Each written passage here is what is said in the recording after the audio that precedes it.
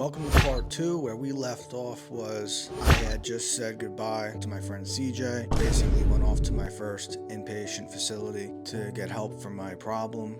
I feel like there's so much that was left out when I went back to edit that first part, but whenever I'm asked to share my story, regardless if it's a hospital or institution or any kind of 12-step meeting, I don't usually plan what I'm gonna say. I usually just go in, and kind of just say a prayer that I'll share everything that needs to be said. So that's what I did when I told that part of the story. I may do a whole series where I just talk more about my experiences between using and getting into recovery. If you liked what you saw in that first part, and if you like what you see in part 2 as well, make sure you hit the like and subscribe button. This way, YouTube will know that this is a video that people want to see, and this way you won't miss future videos about these topics. I went to the rehab. I had no idea what to expect. I'd never been to one before. It just straight up, it's not, you're not there to have a good time, but, living with a bunch of people that are suffering from the same illness and going through a lot of the same problems and have a lot to relate with each other, and you're with each other 24/7. You eat together, you sleep together. It's a very structured environment. So if you've never been to one of these, pretty much every morning you have to wake up at a certain time. I want to say like during the week it was 7, and on the weekend it was 8. You wake up, you have like maybe a half hour to eat breakfast, then you go to a big group meeting.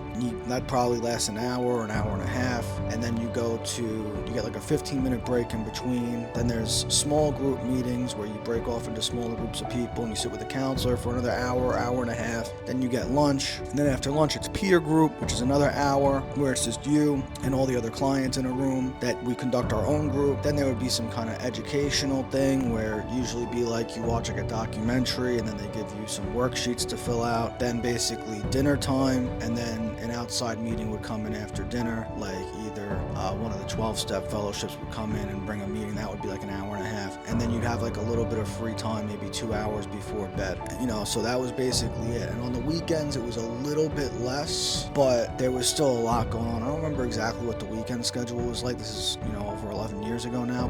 What I do know is that like on Sundays they would have families come in and they would have a bridge group, this was basically an all-day thing. It was like education for the families and the clients like together. So basically 7 days a week there's stuff going on that you got to do. Oh, I almost forgot, in between breakfast and the regular group there would also be like either like some days it was yoga, some days it was meditation, some days it was supposed to be like coping mechanisms basically to like help you deal with like stress and anxiety. But it was basically from like 8 o'clock in the morning until like 10 o'clock at night we were doing shit. But having that kind of structure, and then all your meals you're taking with the same people, all your little 15-minute breaks, because in between everything that we had to do there'd be a 15-minute break. We'd like run and grab coffee together, go smoke a cigarette, and like you really bond with people when you're with each other 24/7, 7 days a week. So you get real close to people, and then there's drama that goes on because people being cooped up together and a lot of personalities and heads butt with each other. But mostly,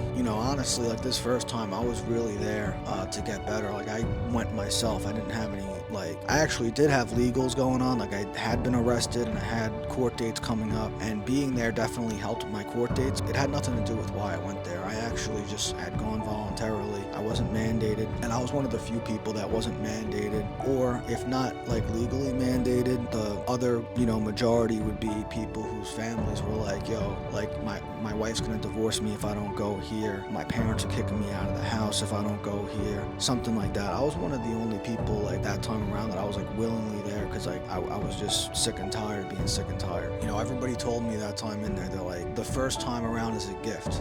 They said the first time is a gift, always remember that. And I never knew what it meant until like it wasn't my first time around again. And another thing a lot of people told me is, because they would see me like sitting in the front row, like shaking, like sick, like anxious, and a lot of people would just look at me and they could tell I was going through it. They'd be like, you never have to feel this way again. You never have to feel this way again. And like I would just sit there and think about that. I'd write it down in my notebook over and over again. You never have to feel like this again. And so yeah, like I went through that 28-day program. My insurance didn't cover 28 days, so I got the boot in like 17, I want to say 18 days maybe. I took the suggestions when I came out of there. Like in the beginning, when I was in there, I didn't think I was gonna like really stay sober. I was just trying to get off opiates, and my plan was like to control all my other drug use. After being in there for a while, like talking to people who had, it was like their 12th rehab, their 30th rehab, and you know, like they all kind of said the same thing. They said, look, I always think that I can control it, and I always think that I only have a problem with one thing or one other thing, whatever. I always think I can control the weed, or I can control the alcohol, or this and that, but it always leads me back to the same place. You know, I eventually got convinced because somebody was like, you know,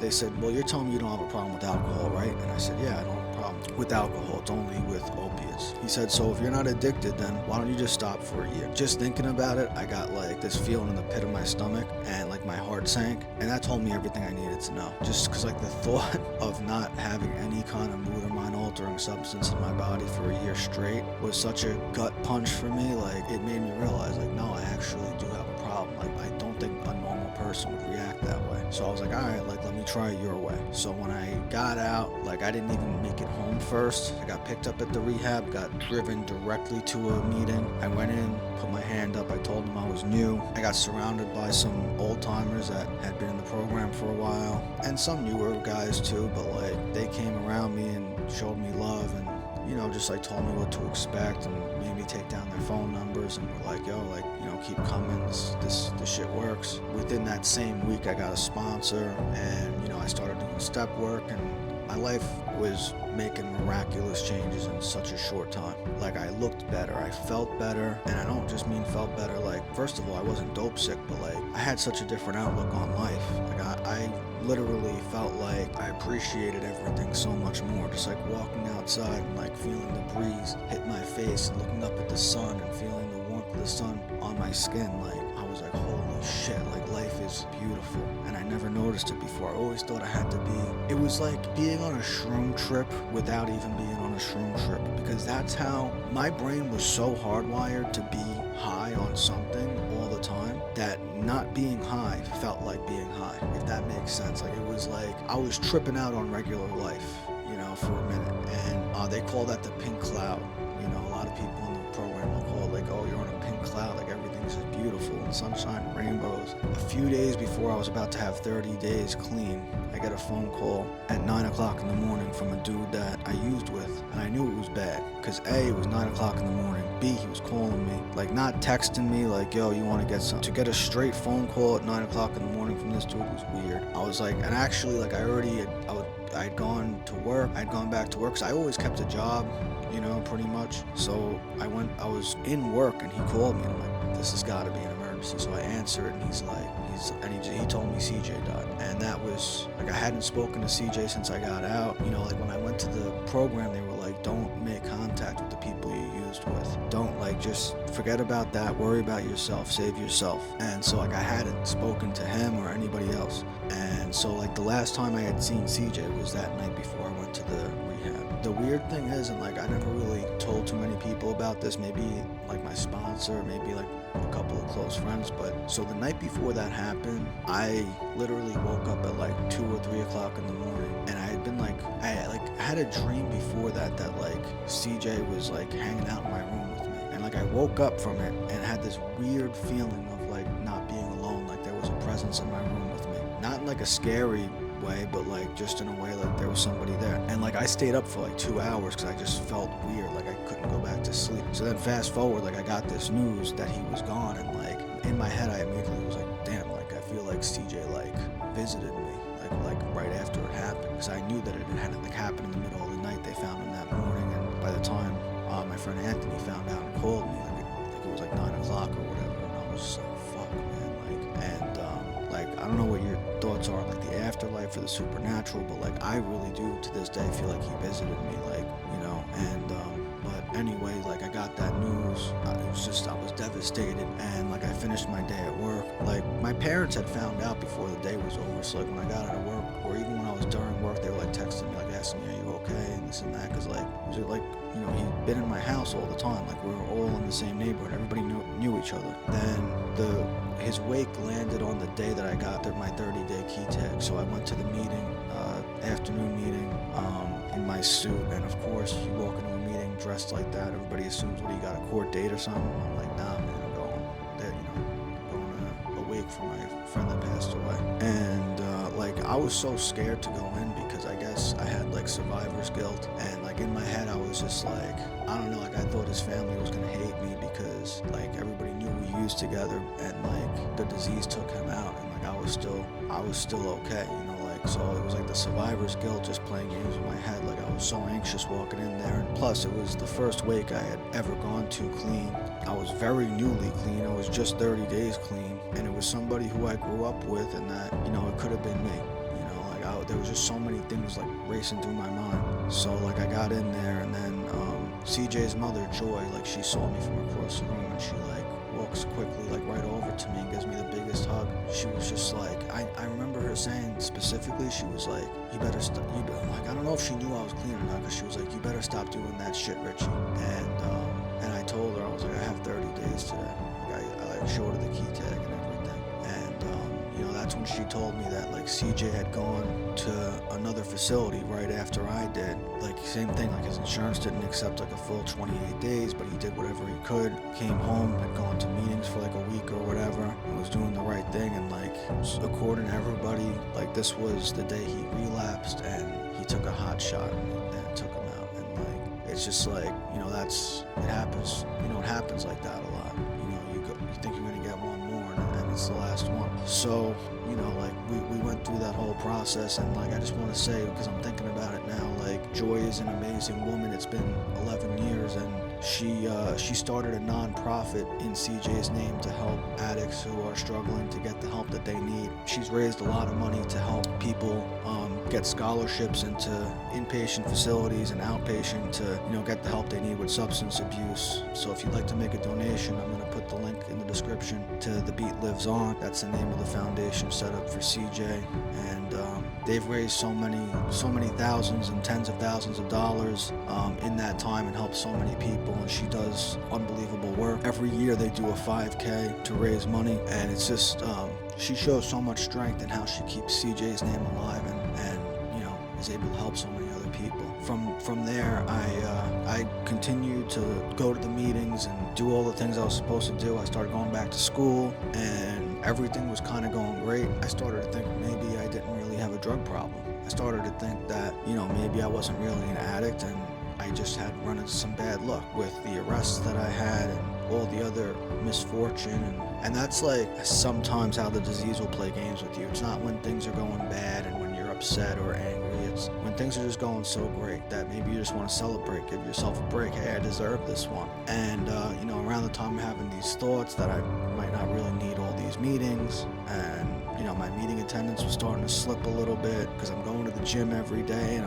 I'm feeling myself. I'm looking good. I'm feeling good. I'm getting attention from all kinds of women that hadn't happened to me in a long time, and like probably since college. I get a text from, I'll call this guy just to protect the innocent. I'm gonna change some names here. I get a text from this guy. I'll call him Gary Greens, and Gary Greens texts me, and he's like, "Yo, I got blues." And to me, and then in my head, my disease starts rationalizing, well, it's just blues, it's not dope, like, I could do this one time. So, long story short, and I let him spot me. And by the way, like, he met up with me, and he's like, your boy Iggy owes me a lot of money, bro. Again, I'm changing the names to protect the innocent, but he's like, he owes me a lot of money, bro. Do you know where he is? And I just make up some story. I'm like, yo, I heard he moved to New Jersey. I have no idea. He didn't move to anywhere.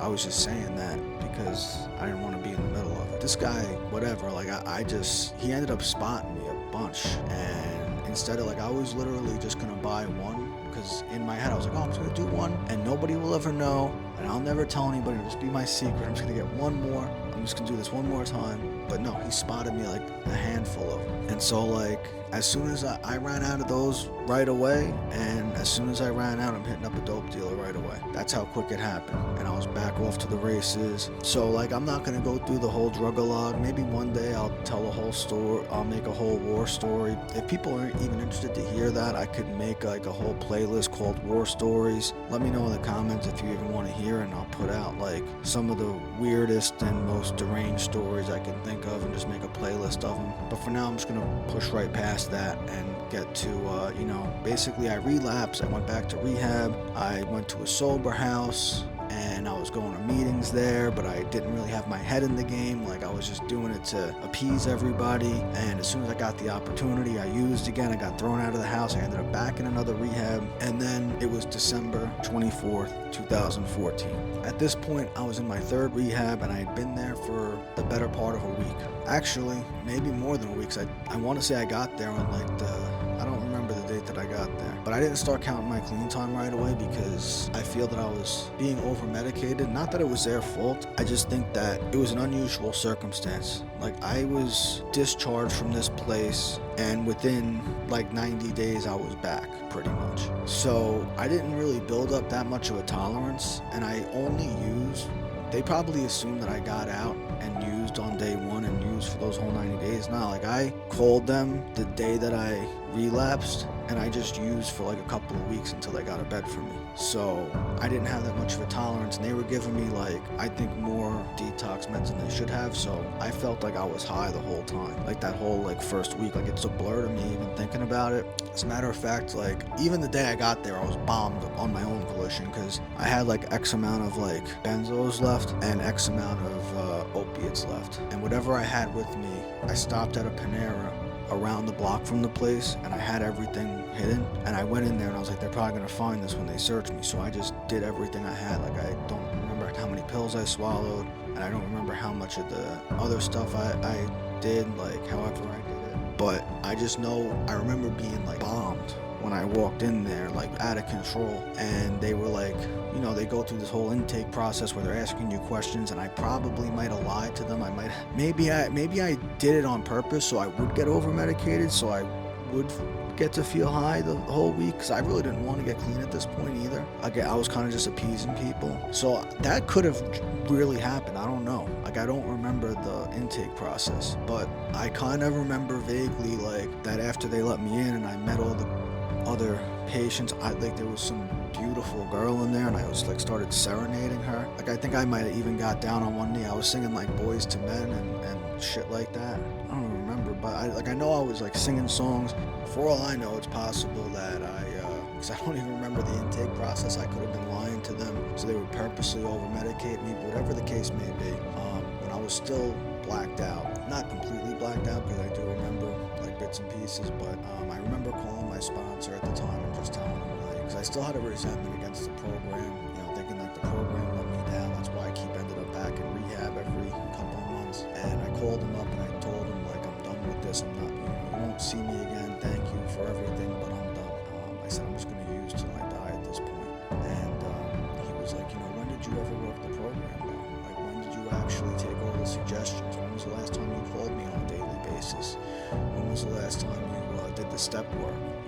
How far did you make it in the steps? And he basically telling me that, you can't blame the program when you didn't even work the program. And he was absolutely right. I think that's what 99% of people do when they say that these 12-step meetings don't work. Because the 12-step the program works. The problem is that 99% of people that go to meetings don't ever actually work the program. Then they use and they say, oh, that shit doesn't work. It would be like saying, your doctor prescribes you heart medication and you refuse to take it, and then you have a heart attack and you go, oh, that medication don't work. That's what most people do with the 12-step meetings. So anyway, once he told me that, I hung up. I went about my life, and they took me off the medication on like the 23rd, I think, because like that night I remember I couldn't sleep, so I started reading the basic text, and I just had like, what they call a spiritual awakening in the meetings. But I just had like this feeling. Like I was like, yeah, I'm gonna do this. I actually want this. And the next day I called my sponsor. It was December 24th. I don't think I even realized what day it was till I was on the phone with him, and I was telling him like I had all this excitement. I'm like, you know what, today's gonna be my clean day because they took me off the meds yesterday and I'm actually gonna give this a shot now. And I look up and they had like a chalkboard over the phone that had like the date and the time, and like, you know, you might think it's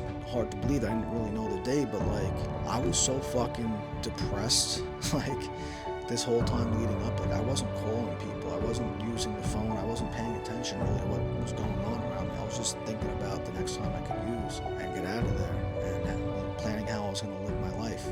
But what ended up happening is that I actually did take all the suggestions. When I got out of there, I went and got a home group and made meetings daily, listened to my sponsor, did step work. I got an area level commitment. Eventually, when I was able to, I did H&I when I had enough clean time, so I would bring meetings into hospitals and institutions to carry the message to people that were, you know, in one of these facilities. You know, like, that was over 11 years ago. I celebrated 11 years clean on December 24th, 2025, and now my life is beyond my wildest dreams. This is going to conclude part 2.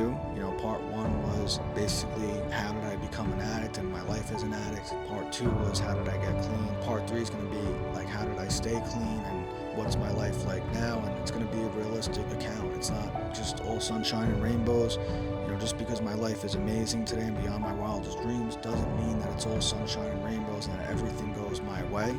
It just means that God's will for me is apparent in my everyday life, and I'm truly grateful and blessed for everything that I have, you know, going for me. And so I'm going to share all that with you in part 3. If you've enjoyed this much and you want to see part 3, make sure you hit the like and subscribe button, and let me know in the comments if you have any questions, or if you need help with something. I'm here to help. So thanks so much for watching, and we'll see you next time.